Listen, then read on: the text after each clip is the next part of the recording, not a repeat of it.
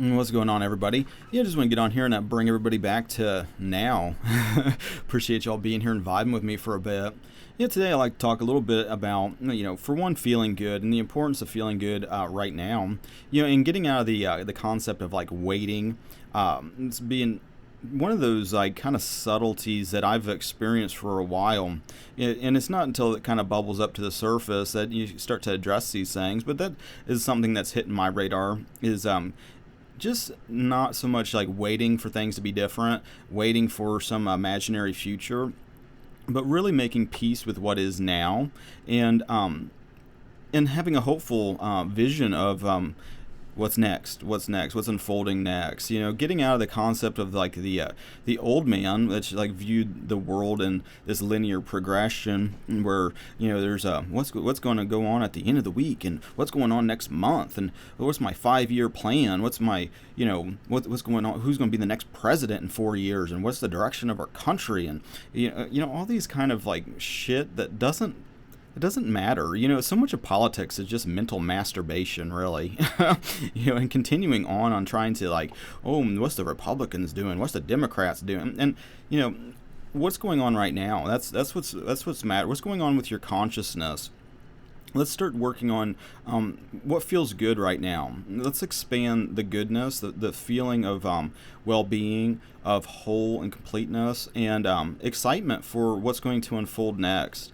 Because the future is imaginary. In a lot of ways, if it's from the ego mind, a lot of that is projecting fear into the future of like the world coming to an end, and things is going to be some apocalyptic disaster, and if I don't get on here and shake people awake, then everything's just going to be these kind of panicky. It's subtle panicky in a lot of ways. And a lot of times you don't realize that you're so panicky until you're more present and more calm and more still, and realizing more and more so that it's all about this unfoldment in the moment. The future and all these fears and reactivity. So much of what the ego, the errors that are associated with that is this, for one, feeling separateness, and keeping yourself safe from danger. And a lot of times it's all from the past, really. A lot of the thoughts and reactivity is re-emerging in the present, because we get trained to learn from our experience. So it's like, okay, well, that danger happened, and all of a sudden I was exposed to what I don't like, and then there was torment and pain associated with it. But part of the error is realizing that that's going on in the present moment. And it's hard. It can be hard, but also very simple. It's part of that kind of double-edged sword, where it's like, really, the spiritual battle is now. It's not some imaginary future where it's like, let me get into Revelation and try to figure it all out. And in doing now, if you really read the book of Revelation, it is very cryptic. And so there's like an understanding of the ego mind that is associated with it, but it's also helpful to realize that the ego mind is not your teacher anymore. So going over these things with the Holy Spirit, which is within you, that's where you start to learn. You don't need a man to teach you. You don't need anybody out here to teach you these things. It's all within, and it's all within you. There's the Bible verse, just like, let me pull it up, because a lot of times I don't hear this in Christian circles, but I'm also not very I also kind of avoid those circles, because there's a lot of baggage for me personally when it comes to religion that I don't really maybe need to let go of it, obviously, but like let me look this verse up for people that may not be familiar with it.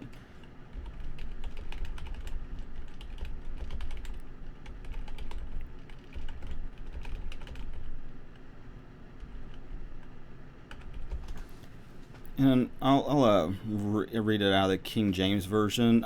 You guys can read it out whatever version, but there's some people that only have validity, put validity onto the King James Version. So just for those types of people that are in that kind of faith, this is 2 Corinthians 13:5, and this comes from the New Testament from Paul, which if you're kind of going on this journey, Paul was the disciple that the church is supposed to kind of go to for their understanding.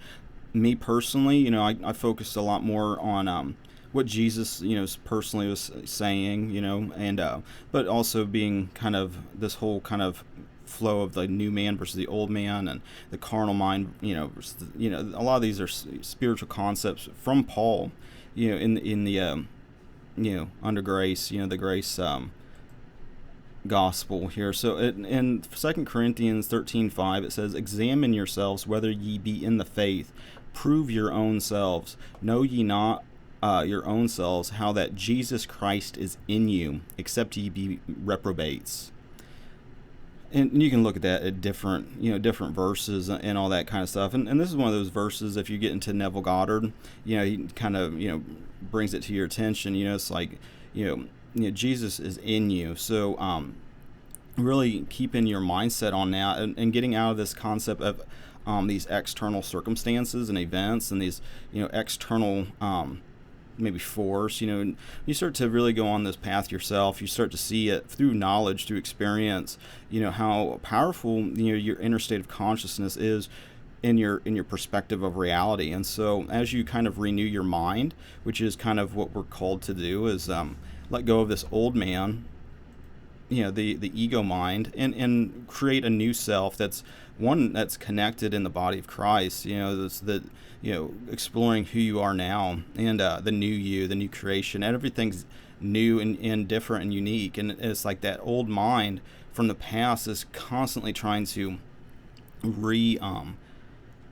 reevaluate the newness in the moment, and bring that baggage of linear time and that whole paradigm of reality with its interpretation of separateness, when there is no separateness. We're all one in the body of Christ. There's only one God. There's not two. There's only one. And you can listen to the words of Jesus for that, and like the most important command, basically. It's like, let me type that out for you guys. Hear, O Israel.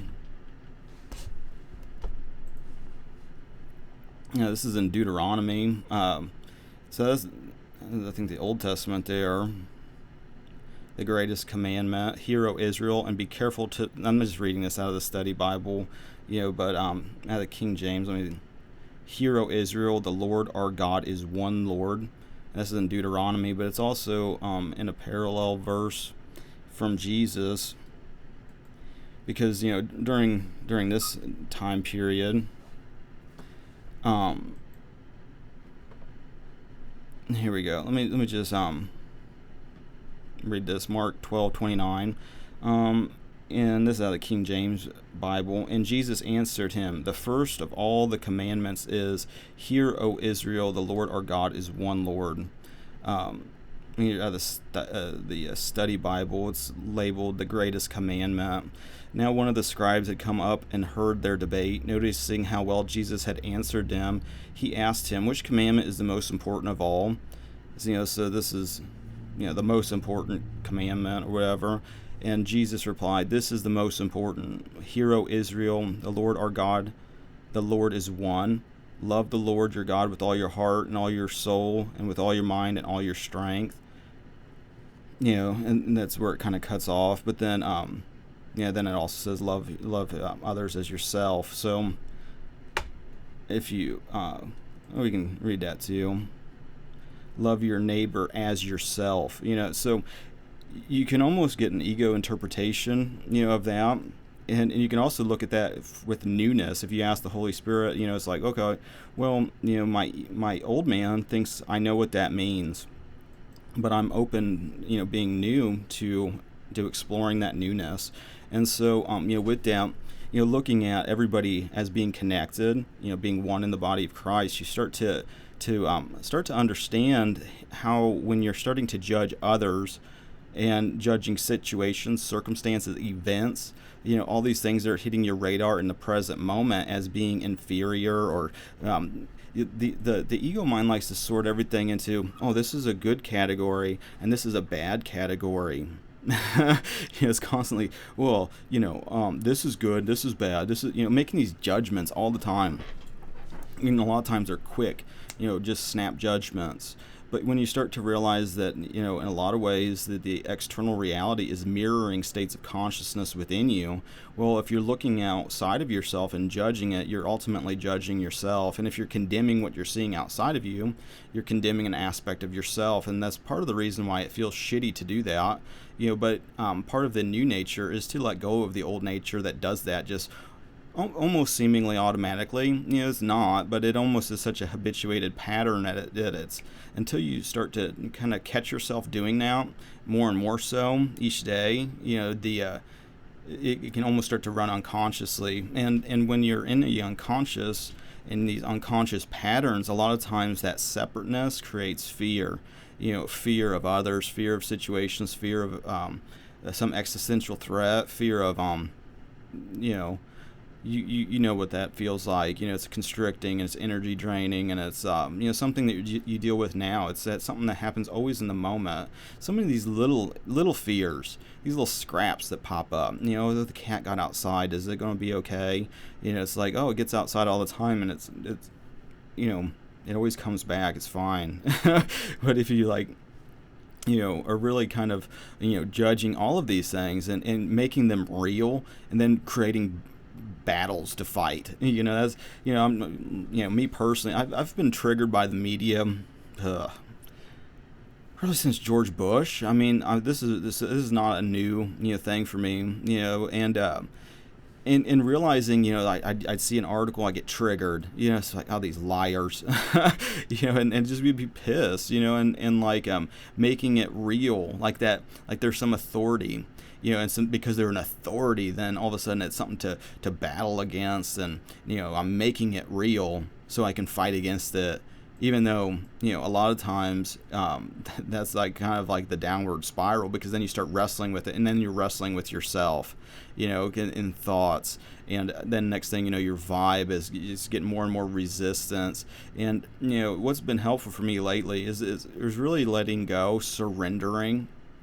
And we're looking at your consciousness, my consciousness, our consciousness, whatever, as acting naturally like a cork in water, that without this resistance, without these fears and programs and stories from the old man, the consciousness naturally rises. It's like when you really start getting triggered and spinning out in your mind. Maybe you're pissed off at something, or maybe somebody was, just, obviously being a puppet that's just, pissing you off. It's like you can sit there and battle with it, start judging it and everything else. Then it's like, oh, we got the whole truther end of it. Oh, look what the they's doing, and I'm going to wrestle against what the they's doing. And it's like, you're making it real. You're giving your authority to an illusion that doesn't matter, because what matters is the present moment. It's like, look outside. It's a day. Sky's out. It's probably peaceful. There's probably just like normal silence, if you're not in a super big city. Or if it is a big city, I mean, you got your typical sounds and ambulances and shit, and like but it's whatever you have grown accustomed to, really. It's like it's just like 99.9% of the time it's just another peaceful, unique day, without the stories and the dramas that we tell ourselves of some threat that's looming, that feels like the fear of death creeping in. And even with that, looking at the outer, in the present moment, is constantly reflecting a state of consciousness within you. So it's like you're looking out into the mirror of creation, and sitting there judging it, and it's like, well, this is a good, and this is bad, this is good, this is bad, this makes me feel good, but the absence of it makes me feel bad. Looking at everything as being perfect now, and that might be difficult, especially if you're deep in deep in a belief. All these beliefs can be let go. All a belief is a thought that you've thought over and over and over again. Doesn't mean it's real. A lot of times, these thoughts are programmed from childhood, and you just believe your parents without ever going. You put them on such a pedestal. I've known. I'm a parent on. And it's like I even recognize like. Don't put me on a pedestal. I'm doing my best, but it's like, and your parents have probably did the best they could, even if it was toxic or dysfunctional. There's been many times there's been dysfunction in my own home, and it's like try to do your best, but by all means, it's like, go within, even if it's something your parents taught you. It's like, doesn't mean it's right or real. A lot of times they're limiting beliefs and everything else, and ways of being that aren't useful and don't create joy in your life. And a lot of times I've, as somebody who's like kind of pursued a path different than I don't know, a lot of the people I know, at least. It's like, I pursued music and entrepreneurship and being self-employed and all these things, and achieved these things. And like, so my life experience is different from, a lot of people in that regards, because through that process, people didn't act the way I thought they would. It's like I thought they'd be like happy or be like, oh, cool, good job. No, none of that. It's like a lot of ways it almost created like this, it's almost like you stayed the same and everybody else kind of changed. And it's like, oh, you're bitching about, oh, you're working on some music, boo-hoo for you. I got to go to a boss that, whatever. And then it's like this weird energy, and a lot of times, like, when you're telling people, oh, I'm getting ready to go do this, or, I'm doing this now, and it's like, a lot of times people would just start echoing your own fears and everything, but that's all part of the connected nature and, like, seeing the separateness. I didn't realize that at the time, but, like, more so now, but, like, looking at everything, through a different, kind of, I don't know, unbiased point of view, just everything being new, because like, like my family and stuff, there's been many times where it's just been very, work oriented, like it's, almost like, it's just the way that kind of my family is like geared on some level, it's like, oh, you work, and, you provide, and, you just keep going, you keep doing it, and everything else. And I'm not saying that doesn't work, but looking at all these programmings is like, is this serving me on some level, or is this hindering me? Is this creating a good feeling by kind of, holding on to it? But even those things, looking at everything through a lens of like, oh, can I just let this go? It's like, you can believe whatever you want to believe, really, and there is no fiction. If you can believe it, it probably exists. I mean, it's like everything exists. All things are possible with God. So it's like, yeah, whatever. So it's like, believe something beautiful, believe something awesome, and believe, that as you're sitting here judging things, you're judging aspects of yourself that if you forgave them, and let go of that resistance, you would automatically start feeling good now. I just got on the news, like my local news, because it's like I went out to do some estimates for my handyman business, and like it's like fucking cold. We turned the furnace off, you can hear it running still, and it's like took the plastic off the windows in my house, and like turned the furnace off, and thought, oh, hey, it's springtime. And I woke up this morning, my wife had to go to work, and I was kind of by myself, getting ready. I was like, fuck, I'm freezing. What is going on? I look at the thermostat's like 45 degrees in my house. And like, just like a couple of days before, we're going on bike rides in like a freaking t-shirt, and like, but I get on the news to see what the high is supposed to be today, and like, there's like, articles and all these things that on some level used to trigger me, and I'd like shy away from them just so I wouldn't get triggered. And the same thing I'd do with like maybe Twitter or Facebook. I don't really get on social media very much anymore. Like, I'll post things, and mostly to maybe create a, plant a seed maybe, and like, but I don't really spend a whole lot of time, and more so each day, getting off that shit. But like, partly because I get triggered by just the what I'm not, basically, is this you know what it is, but like get on the news website, and like we're probably in the recent, maybe a couple weeks ago, I mean, this is all very new, and it's all just coming to the surface now, as kind of you be still and let your natural self, the goodness inside, start to bubble up more and more so. and it's like, oh, okay, well, I need to stop battling with this, and I need to stop resisting. And so much of where I'm at the moment is in surrendering and letting go. And I'm not saying that that's what you need to be doing. That's just where I'm at in my kind of flow, my process of awakening, I guess, the walk, the way, whatever that's presenting and unfolding in the moment, always in the moment. But like looking at that and like being able to see some of these articles and just laugh at how because it's really, it's so ridiculous, in a lot of ways, that it's like, why am I taking this serious? This doesn't affect me. This doesn't, for me, none of this pandemic has been real for me. It's like, oh, when is this going to be over? It's like, whenever you choose for it to be over, when you let go of that story that's never been real. It's like, oh, well, I know people who've gotten sick and this and that's, like, probably because their mind is programmed with fear, and then their fear manifested, and then they had to deal with it. But like and that's just my opinion. If you believe something different, then it is that way for you. So there's no reason to argue and debate about it. It's just how it hits your radar is how it hits your radar. And it's like, well, Mike, what about all the people that have died and this and that? And it's like, not to sound heartless, but it's like, there is no death. So it's a different there's no reason to even debate about it. It's like, I don't really even care to convince anybody. I could care less to try to convince anybody. It's, believe whatever you want, because that's what you're going to experience. But ultimately believe the truth, which is inside of you, and stop listening to the wrong guide. That's the biggest thing. Jesus is in you, and you can feel after him. It's like that goodness, that feel goodness that is inside of you already, that is your natural state of being, that starts to expand more and more so as you connect with it and feel good now.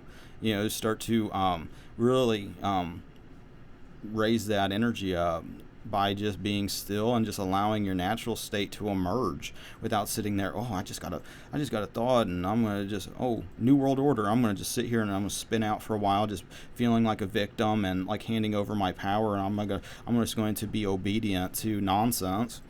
Or I'm just going to be here as a sovereign creative being. I'm going to be higher and higher levels of love and not fear, and realize that God's got a plan that's perfectly unfolding right now in the moment, that I don't got to worry about these things. That anybody that's trying to do something to others, I want to enslave others to serve me, backfires every time, because we're all connected, so you enslave yourself.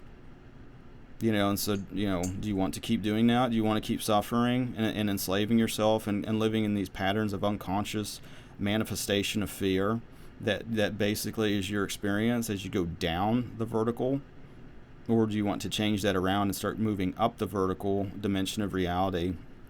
Choice is always yours, but like, part of like letting go of a lot of these stories and like looking at creation as finished, for one, and looking at it as being a perfect process, looking, not seeing, I just come across someone getting beaten to death in the street, so you're saying that's perfect? It's like, obviously not. It's like, do you want to beat yourself to death? Even though there isn't death, do you want to experience the pain of getting your face punched in? So obviously not. So it's like, when something like that happens, obviously go within and take some divine action, to deal with it in whatever way seems appropriate, but like, at the same time, looking at the fear and all these things that pop up as being illusions, because they are. The fear itself is an illusion that you created, and until you take responsibility and ownership, of everything that's happening in your mirror, then there's going to be this conflict. There's going to be something to battle against, even though the battle's already been won. Jesus already has the authority in heaven and on earth. So as long as you don't believe that, that's your experience. But as you do believe that, you start to see it as your experience, and you start to feel it by feeling good now, and by looking at everything as being part of a perfect process that's happening and unfolding for you. Don't, well, what about this person over here? And what about that person over there? That they're mirroring aspects of what's going on within you. It's like you got to totally jump into this new paradigm, and you will know through experience the validity of that. But one of the biggest things I'm kind of moving in the direction of now is just looking at everything as like looking in a mirror. And it's like, do you sit there in the mirror and just sit there and judge and condemn yourself? Maybe you are. You don't have to be. That's what the old man likes to do. Sit as a judge, and then you get this projection of this judge in the sky that's sitting there just being mad at you and judging you and just wanting to punish you all the time.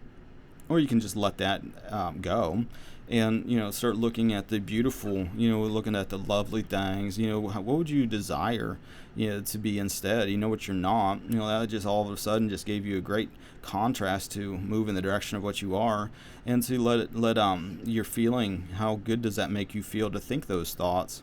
Is that bringing you more into alignment with who you are, which is love, joy, and peace? You can feel that goodness of the inner being that is in you, align with that more and more so. And as you do, seeing more and more perfection, more and more just love in your external bubble of reality. Some people, everybody's representing states of consciousness, and every state of consciousness has attributes. But those the states and the attribute, that's not who everybody is. That's just what the state that they may be in. And some have fallen into states of unconsciousness, but that doesn't mean that's who they are. Hold your own state of consciousness, and others will start to either reflect it or start to just kind of fade away. It happens so naturally. And it's not a fade away like, be sad and upset about it, like they're lost and that God stopped caring about them and is this letting them do whatever. The same source within you guiding you is in everybody else. We're all connected, and whether you see evidence of that connected nature or not, nobody is lost. Start looking at people as all just being puzzle pieces, and wherever they're at in the process, it is perfect for them. Look at things like that. More and more so. It's not saying, hey, go from 0 to 60 like that, but start moving in that direction as it unfolds in the moment. And it's almost more helpful when you start to do that, to start looking at what's unfolding right now. And did that feel good? Did that create a thought that was resistance, that felt bad? Was that a fear? Because the more that you be still, the more the fears and resistance start to be brought to your awareness and your consciousness. And if you catch it in the internal state first through consciousness before it manifests, you start moving in a different direction. A better direction, one that's more in line with who you are now, the new you, the you that's actually connected with God and everything else, and is blessed, not cursed. But like, I just wanted to bring that to you guys as awareness, and because that's what I'm kind of experiencing and doing. You don't have to do what I'm doing. It doesn't really matter to me what you're doing, to be honest. I just want to just put out just my perspective on what's going on in my situation, my perspective, my puzzle piece, just for others that are into it, that are doing their own kind of inner work and their own spiritual journey. And so with that being said, I like to wrap these things up with a quote-unquote random Bible verse. Let me pull this up. Nothing's random. God's 100% in control of literally everything, and speaks to us in the moment. I just want to give God a chance to speak to you, who's ever listening now. See what God's got to say. Exodus 20:14, thou shalt not commit adultery. Well, there you go. And with that being said, I appreciate you guys liking, sharing, subscribing. Let me get that. subscribing. I appreciate your support too, in the spiritual and in the physical. I appreciate your attention for this long, and I appreciate you guys. Yeah. Being here. And with that being said, I think I'm about. So have a good rest of your now, and God bless.